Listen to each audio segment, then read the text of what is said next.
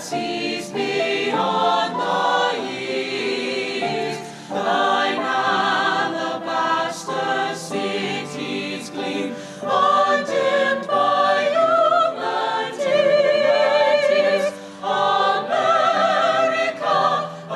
America, God shed his grace on thee, and crown thy good with brotherhood, from sea to shining sea.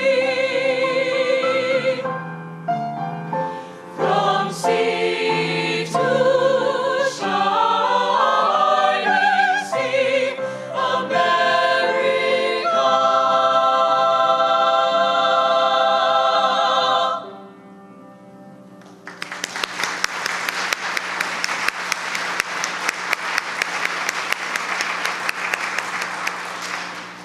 Well, again, good morning.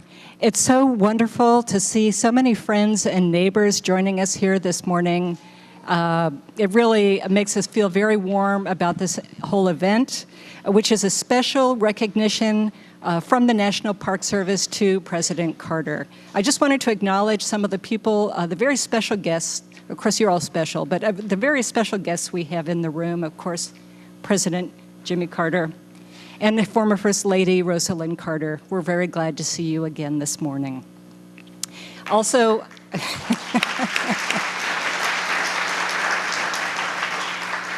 I'd like to acknowledge our leadership from the National Park Service. First of all, National Park Service Director John Jarvis.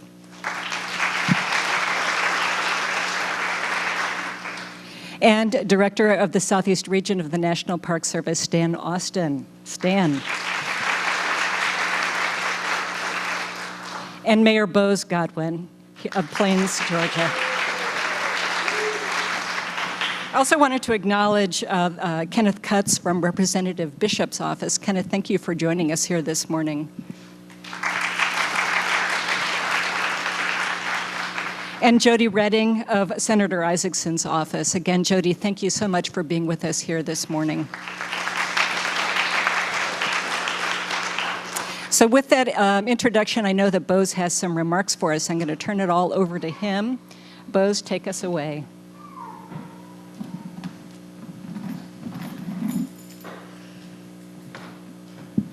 Good afternoon, President Carter. I need to get this up a little bit higher. Can I take it out? Good afternoon, President Carter and Ms. Rosalind, distinguished guests and friends. I'm glad to have you all this afternoon for this presentation to President Carter, a very deserving man, a very deserving honor for him. It's difficult for me to make a speech, a prepared speech. I have to speak from the heart. But this time I didn't know what to say and how to tie it together till I was going to work the other morning, and I listened to Brother Dr. Charles Stanley. And he was telling us about how so many people go through life, don't know their direction, don't know their purpose. But President Carter is not one of those people. And it's not based on his interest. It's based on the interest of others. It established 39 park services, national parks for other people to enjoy, because I imagine three of them got some good trout streams too. He works for Habitat, building houses for others. He held elections and helped people having fair elections in other parts of the countries. He attacks diseases that other people won't touch, all in the interest of other people, not his own. And I just think he is a very deserving person of this award. And I want to say some things about the National Park Service. It's hard for me to say how much you mean to our community. The work you do to preserve the history of President Carter, the history of Plains, and the presentation you make to so many people. I think it's about 65,000 people a year come through here, and about 12,000 kids. And they get to go to President Carter's house where he grew up and see that with a good education and a lot of work and perseverance, you can do anything. And they present to these kids and give them some kind of direction in life. And again, I appreciate what you do. And also, I appreciate, Barbara, being part of our community. You lend a lot of expertise to our city and other boards that we don't have, and we really appreciate it very much. Again, thank you everybody for coming, and please come back to Plains, bring some friends, and do go visit his boyhood home and other things that the National Park Service has to offer. And you'll learn a lot more about this man, where he came from, and how much it took to get him where he was. Thank you again for coming.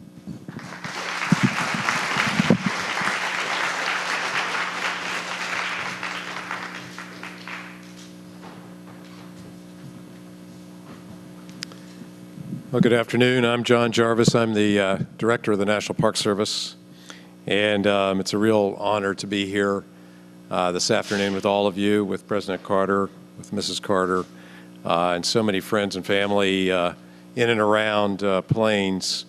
You know, when we were driving down here with a couple of my Park Service folks, we were talking about, you know, what was it about this incredible place that really inspired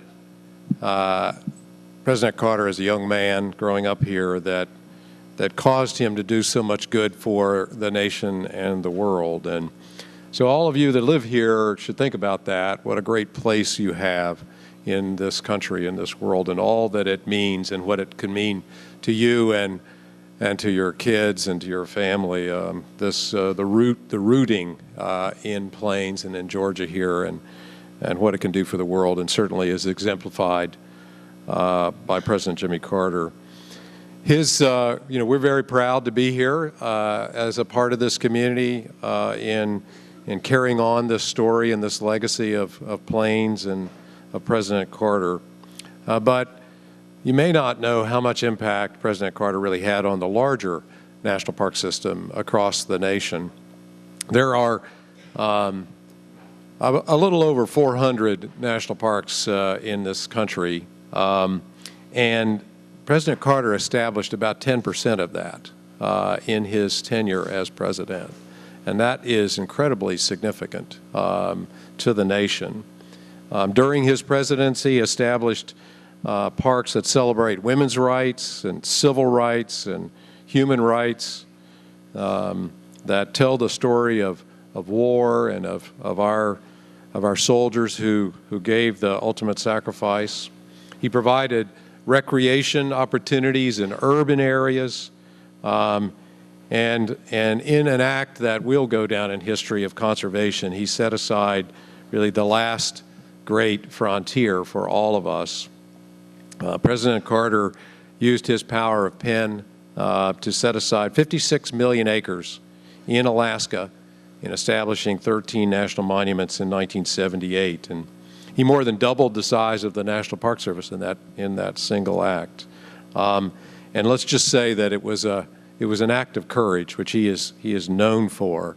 But this was over great opposition, shall we say, by a number of folks in the U.S. Congress and in Alaska in particular. I worked up in Alaska, and so I know that his decision to do that was not popular at the time. Maybe that might be the understatement of the day. But 25 years later, President Carter came back to Alaska, and he was welcomed as a hero and celebrated and recognized for the contribution and act of bravery in many ways that he did in establishing these incredible resources, places that today are real icons of conservation that protect glaciers and rivers and salmon and moose and caribou and brown bears and the like, and enforced the hand of Congress to pass the ANILCA, the Alaska Lands Act, just 2 years later as well, and really put into place this conservation legacy. In his tenure, he established the Martin Luther King Jr. National Historic Site and the Women's Rights National Historic Site, and in Seneca Falls, the Kalokahanakahau National Historic Park, which is a celebration of Native Hawaiian history in Hawaii. Boston African American site in Boston. Chattahoochee River, Santa Monica Mountains, Delaware River, these are urban national parks that really provide extraordinary opportunity for the public to get out and experience nature near to home as well. So, you know, when you think about all the legacy of President Carter, this kind of fits in his world, but I think this is really an exemplar, a gift to the nation is what these parks are all about.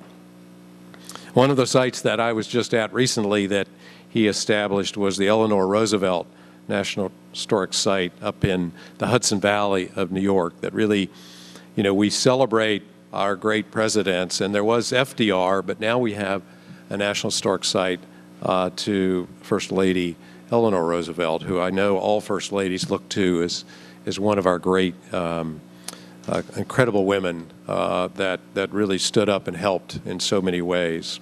Some of you may not know that the place that President Carter is also known for the Camp David Accords, is actually inside of a national park, in Catoctin Mountain National Park, and so we continue to this day to work directly with current presidents in protecting that place and providing an opportunity for the public to see as well. And this is an incredible place, and for the work that President Carter did there, of course, and recognized with the Nobel Peace Prize in 2002 for his undying efforts to bring peaceful solutions to complex places in the world as well. He has received many, many awards and many, many recognitions, both in the nation and internationally. But there's one that he has not received, and that is what we are going to bestow upon him today, which is really the highest honor that can be bestowed by the National Park Service, and that is to be an honorary park ranger. And let's just say that's pretty coveted. There are a lot of people out there that would really covet that. So let me read the citation first, and then I will grant him the ultimate gift.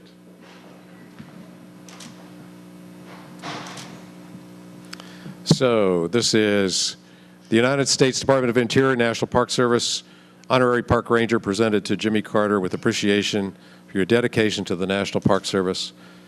President Carter, as the nation's 39th president, you have long served as an outstanding partner and dedicated visionary to the National Park Service. Under your leadership, the National Park Service underwent profound and lasting change. The 40 park units established under your presidency celebrate women's rights, civil rights, and human rights, commemorate war and our soldiers who died in them, provide important recreation areas near our urban centers, and in one swift action, preserve America's last great natural frontier. Your permanent protection of more than 56 million acres in the Alaska through the designation of the 13 national monuments ensured preservation of natural wonders and historic sites, ensured that the traditions of the Native Alaskan people could continue. In recognition of your lifelong respect for and commitment to and protection of the treasured places and spaces that symbolize the rich and varied stories of this great nation, the National Park Service is proud to confer upon you the title of Honorary Park Ranger.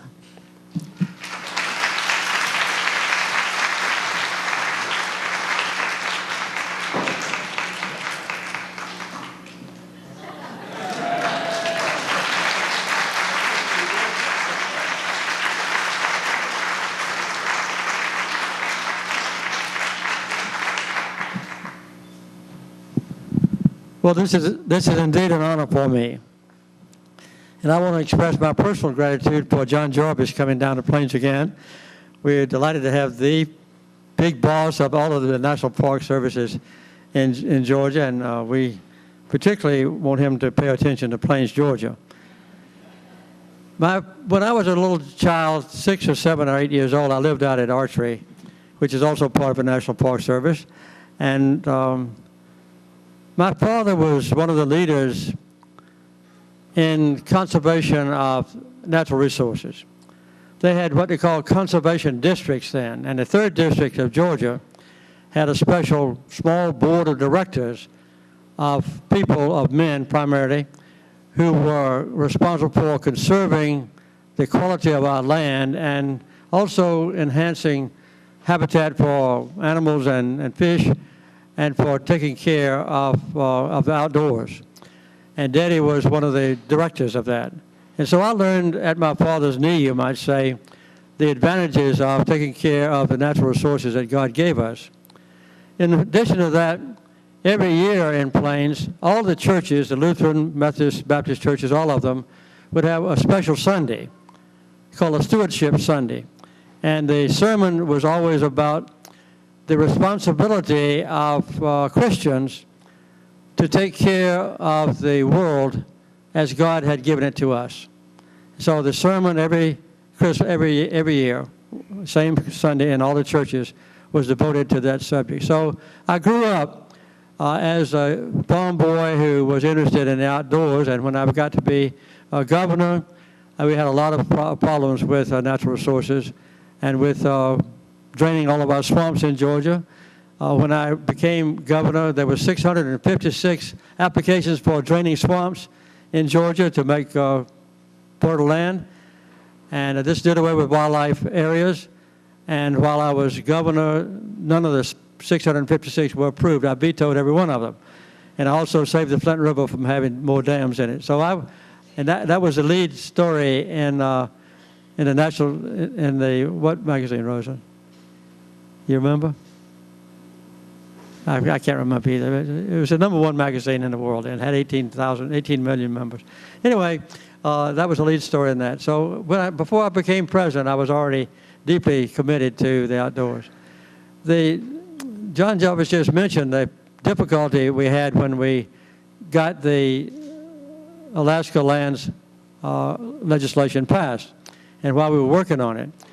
When we first started, every congressman in Alaska, they had one congressman, and every senator in Alaska, they had two, like every other state, were absolutely against any legislation that would enhance the Park Service or encroach on the rights of oil companies and so forth to utilize Alaska lands as they desired.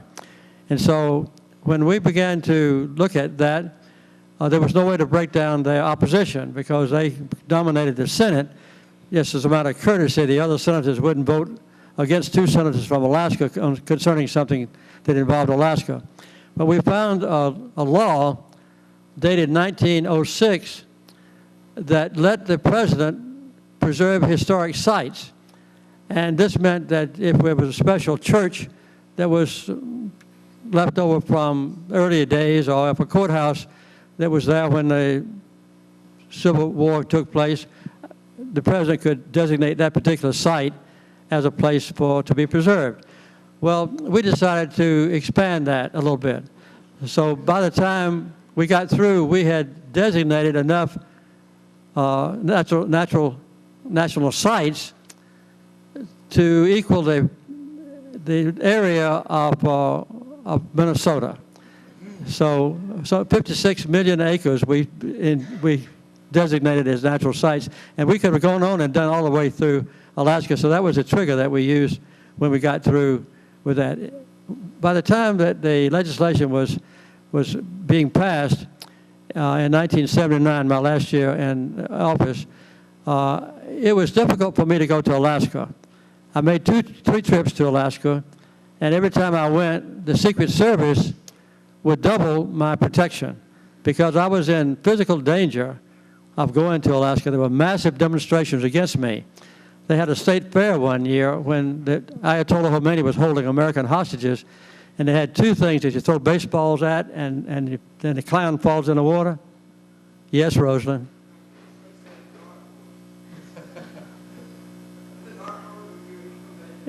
It was a thing you throw baseballs at.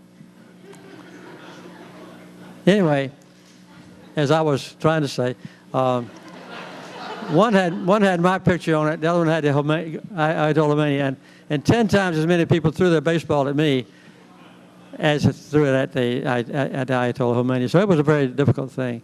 But we were able, when the law passed, to, even though it was very unpopular, to double the size of the National Park Service, to triple the size of the wilderness areas of America, and to create the parks that John Jarvis has already mentioned. Then when the Park Service was assigned to go and man those sites, when they arrived in Alaska, they were very unwelcome. They had, one place was burned down, right? One was dynamited. The service stations wouldn't put gasoline in Park Service vehicles. So the chambers of commerce and the oil companies and the professional fishermen and all were very much against it. So I'm very proud to have been an integral part of a progress that was long overdue in the Park Service. I just did my duty as president, and it was fortunate that it has led to this great honor that I've received today, and I'm very grateful for it, being an honorary ranger. And I don't know what authority that gives me over Barbara, but maybe if I put on my hat and ask Barbara for some action on the part of the Park Service in Plains, she'll do even better than she's done already, which is almost perfect. So thank you all very much for this honor for me.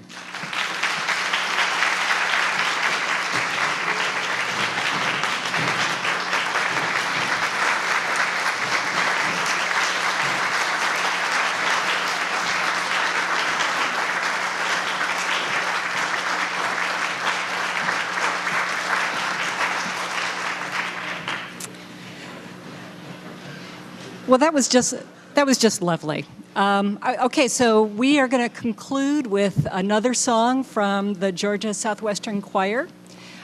But I want to mention one thing, which is that at the back of the room, we have messages from many of the parks that were established by President Carter and from their current superintendents reflecting on the value of those parks. I hope you have a chance to look at that while you're with us today. Thank you again, and thank you for joining us this morning.